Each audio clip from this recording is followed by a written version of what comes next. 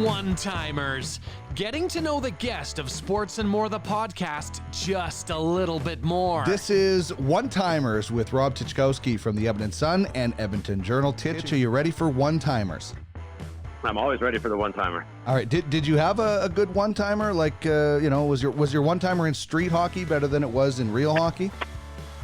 Yeah, I went to Vic Comp, and every lunch we would have the ball hockey game, Yes. the East Side versus West Side. Before the Rappers, stole our idea. It was, the jocks were on one side, and all the guys from the East Side, the pipe trades guys were on the other, and I played that right wing. I shot left, played the right wing, the off wing, and I was ready to go. I was a superstar in that league. Love it.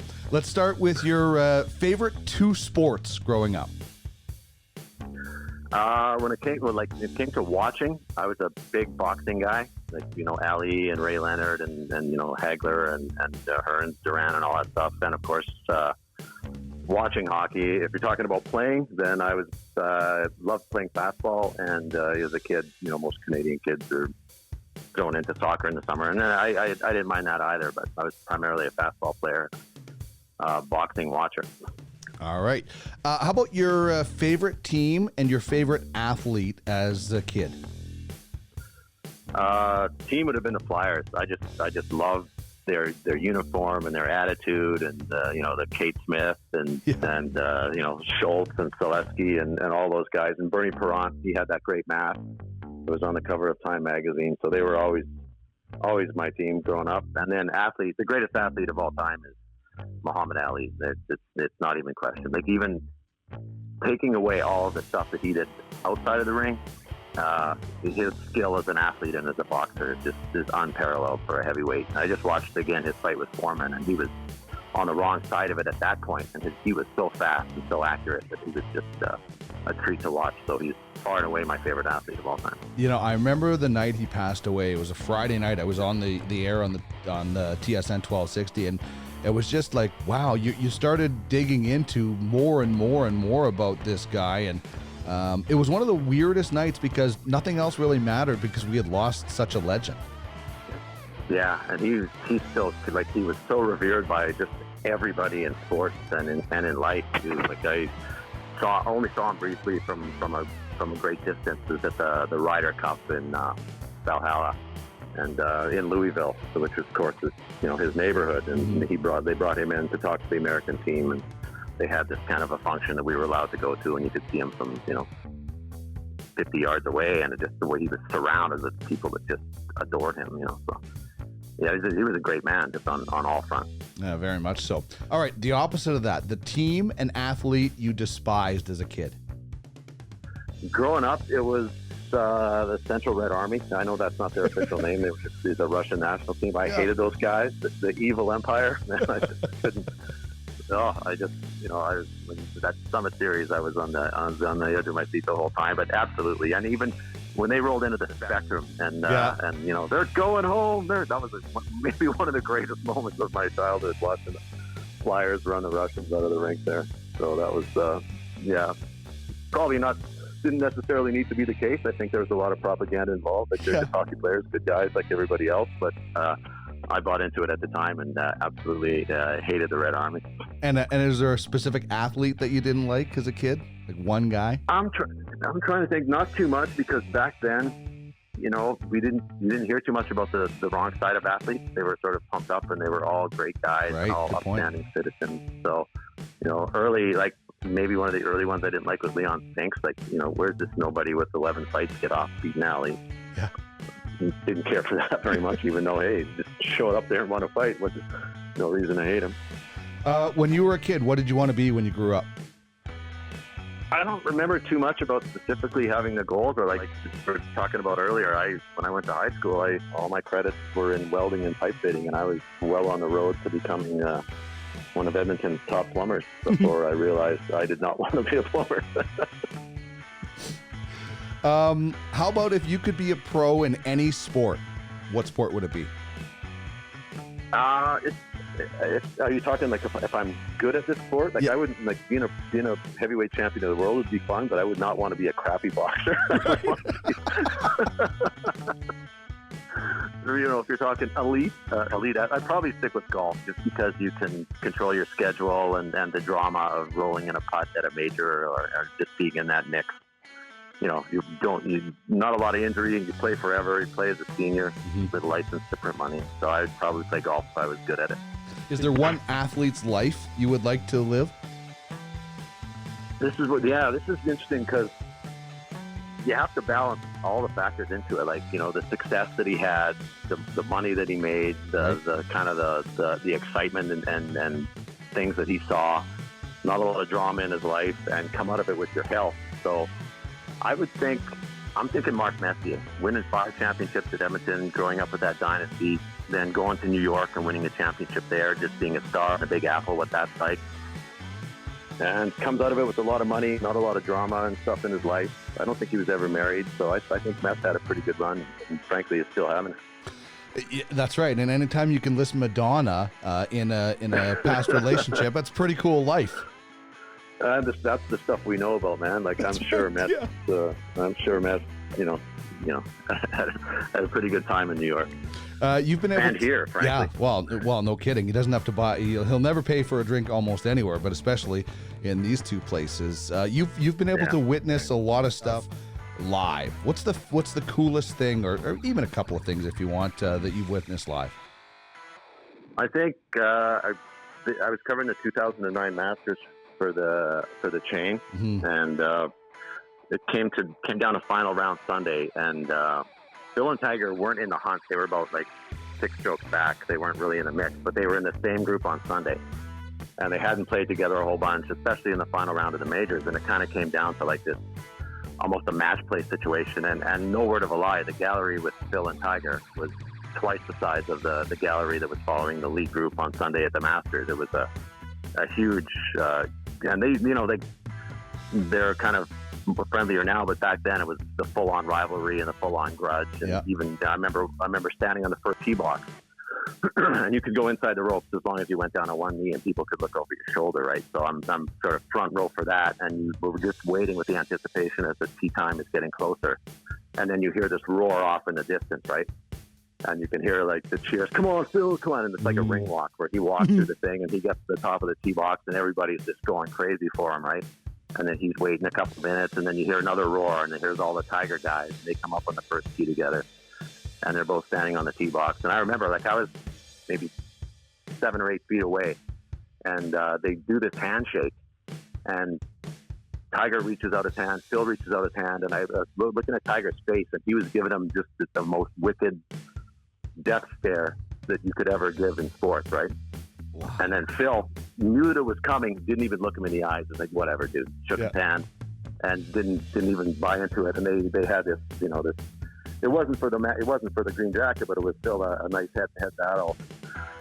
And Phil beat him by 1 or 2 strokes, and to let you know what it meant, Tiger just slammed the trunk and left, didn't even do any interviews after the thing was over. So that was probably one of the coolest things I've seen. And also covering the 2010 U.S. Open at Pebble Beach was a lot of fun too. Just the scenery and it being a U.S. Open, and Tiger and Nicholson and Els and all those guys are there. So those two probably, and some hockey. But I'm a big golf guy, and that's something you don't do a lot of. So that's probably why those two things stand out.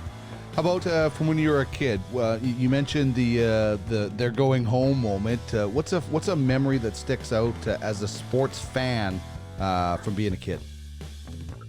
The earliest one would have been the '72 Summit Series. We were going back and forth, and I had a bet for 10 cents with Kevin Lambert, who lived across the street, that Canada would win, and they did, and he never paid me, so he still owes me that dime, and I want it if I ever see the guy. But that was the first time that I really got involved in sports, and it still is. I've watched the documentary on that series a couple of times, and it's amazing. The hockey is bizarre what they were allowed to get away with back then. Yeah. But it was one of maybe the biggest sporting event in Canadian history. Well, you being a Flyers fan, knowing what Bobby Clarke was capable of doing at that time, it's insane. Yeah, and they were complaining about the penalties that they did receive. In this day and age, none of those guys would have made it to Game 8 because they would have all been suspended. It was just nuts what they were doing. Right. But, you watch it now and you're halfway sympathetic to the Russians. Like, they came over here and showed speed and skill, trying to maybe play like the Oilers did, and these guys are tomahawk chopping and cross checking them and elbowing them in the head and the whole deal. What the hell did we get ourselves into? The thing I love about that time period is that's when we didn't know anything about the Russians. There was no internet. There was no hockey DB on we could look up about Larionov or anything. Like, the Canada Cups in the 80s, for me, is some of my fondest memories, because I was just like, who is this guy that's, who are these 5-man units that are coming out here like this? It was so awesome. Whereas now we're spoiled with the information we have on everybody. Yeah, they were kind of sold to us as these faceless robots that all came from some factory and didn't have any feeling or emotion, and were just, these evil people that were somehow cheating, even though we don't know how or why, but something ain't right because they're Russians, right? But yeah, they're just the same as the Canadian guys were, just a bunch of guys who like to play hockey and are having some fun playing for their country. Yeah. Those Canada Cups were amazing too. Like, the Oilers made up a lot of those teams back in their heyday, and it was that was some great theater as well. Yeah, seeing the Oilers and the Islanders have to become teammates like months after they just played each other in the Stanley Cup Finals was quite interesting. When it comes to music, favorite band or artist?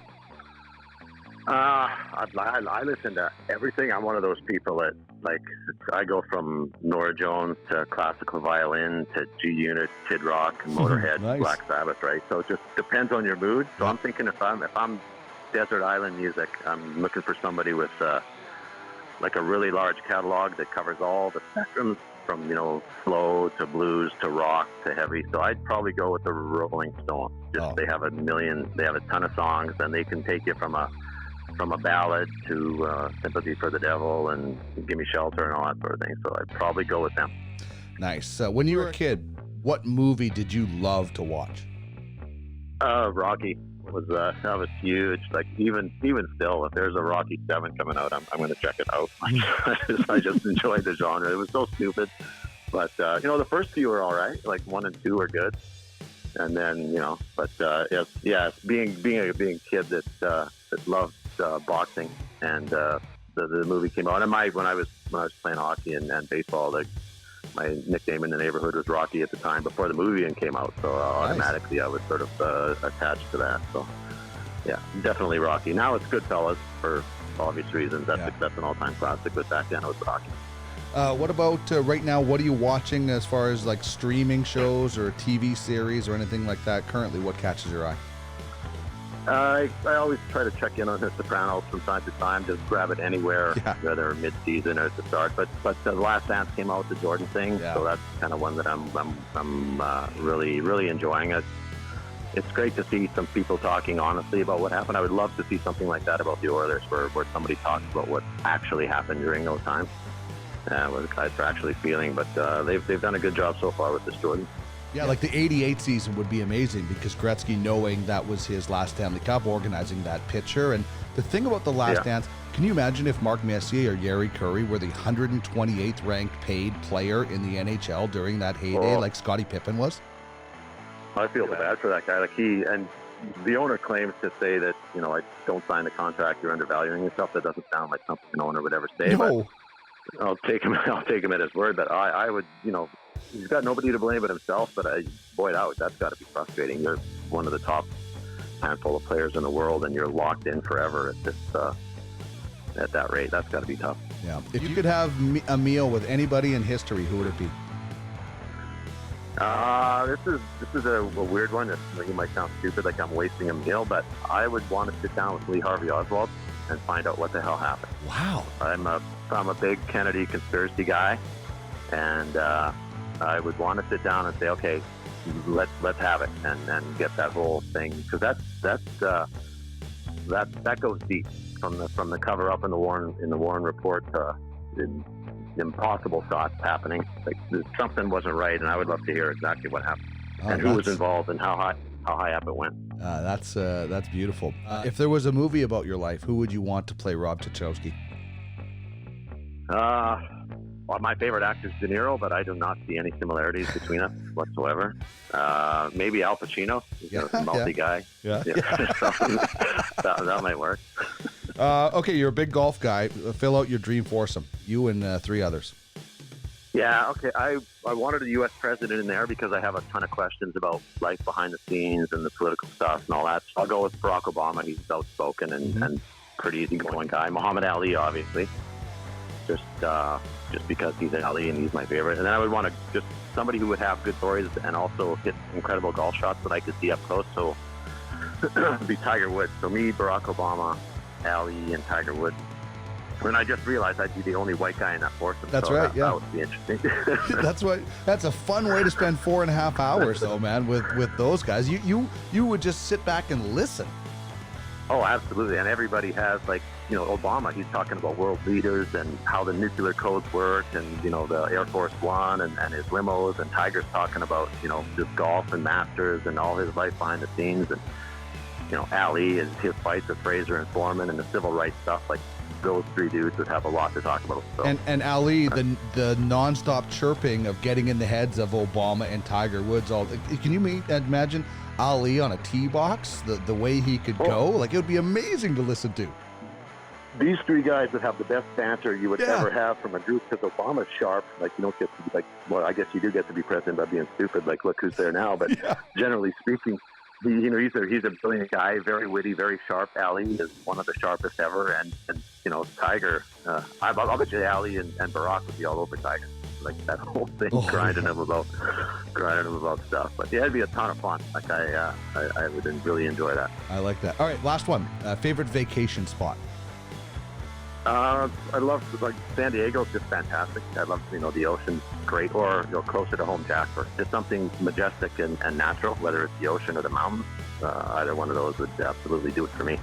I could sit there and stare at the ocean for hours. Like, I'm with you on the ocean and the mountains too. I could have the worst golf day ever, but if it's in the mountains, I can enjoy it. Yeah, JPL, right? Yeah, no kidding. This has been One Timers with Rob Tychkowski of the Edmonton Sun and Edmonton Journal. You can check out his full episode at sportsandmore.ca.